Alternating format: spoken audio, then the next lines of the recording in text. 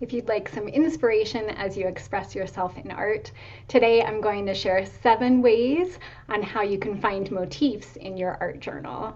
You can also apply these tips as you look at other people's artwork for inspiration as well. If you're wondering what a motif is, it simply means a recurring pattern or a theme that appears again and again in artwork.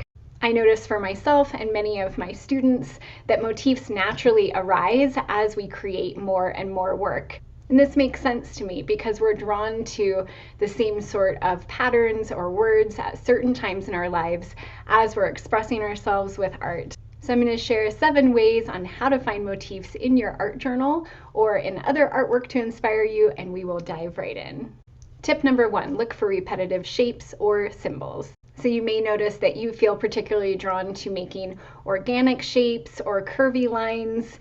You might be really drawn to triangles. And this can be interesting to note because not everyone's going to feel drawn to those. And that could be something that's interesting for you to continue to explore in your art journal. So this tip number 1 connects with a journaling prompt I'll be sharing, which is tip number 6. So stay tuned for that.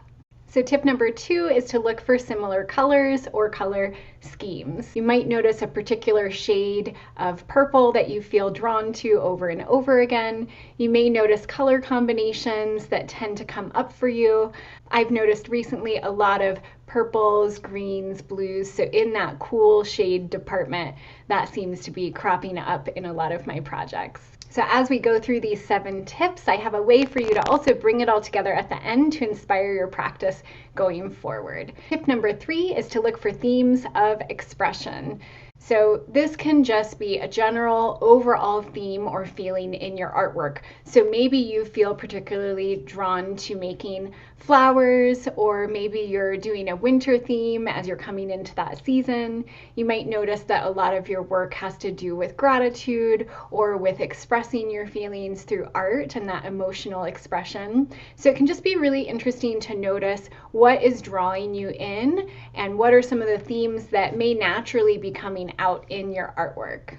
So tip number 4 is to look for words that appear again and again. So if you include words or writing with your artwork, such as journaling afterwards, etc., it's really interesting to notice if you tend to have repeat words. So I mentioned gratitude earlier in this video. That's been a big word that's been coming up for me this year. If you're doing collage work, you might notice yourself drawn to those words as you flip through magazines to find images. It could be that when you're journaling about your artwork afterwards, if you're following any of our mindful art journaling prompts that we have in our courses, you might notice a particular theme of what keeps bubbling up to the surface for you. So oftentimes these can be things that we're worried about, things we're currently working through. So it would make sense that as we start to express the narrative or the meaning in some of our artwork in words, that would come up as repetitive patterns. So tip number 5 is a journaling prompt. So I encourage you, if you want to take out your recent art journal or a recent stack of your artwork, for you to flip through that and notice what sort of descriptive words you would use that sort of encompasses that artwork that you've made. So this can be done easier the more artwork you have because you have reference points. So for this quick stack that I grabbed, I might use words like gratitude or organic lines to describe some of what I'm seeing. I might use words that a lot of my artwork is based around nature or something that's fluid or intuitive. Other words such as curious or calming, or perhaps words such as playful as well. Step number 6 is another journaling prompt. So as you look at the artwork that you've been making, take a note of, are these marks intuitive or organic and free-flowing? Or perhaps are the patterns or marks more geometric or even man-made shapes, especially if you're using collage or if you do more realistic work. So I encourage this type of inventory or checking in, tuning into your artwork as a way of noticing what's lighting you up and to spark some of your future artwork going forward. Tip number 7 is a fun one to think about or journal, and that's 2 parts. So what are you most excited about as you look through some of the marks you've been making or your art practice? And my favorite, how is your creative muse calling to you?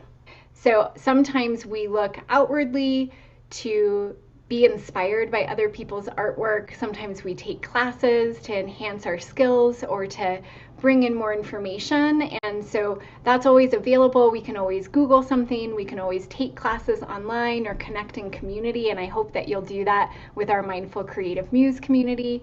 And sometimes we can find that inspiration within our own practice or within our own journals, or a combination of the two. This was largely sparked by a coaching call that I had with one of my students through my teacher trainings. So I would love to hear in the comments below what you noticed, any sort of patterns coming through in your motif. You can always find more of our courses or trainings online at mindfulcreativemuse.com. I hope you'll like this video if this was helpful, and I will see you in another video.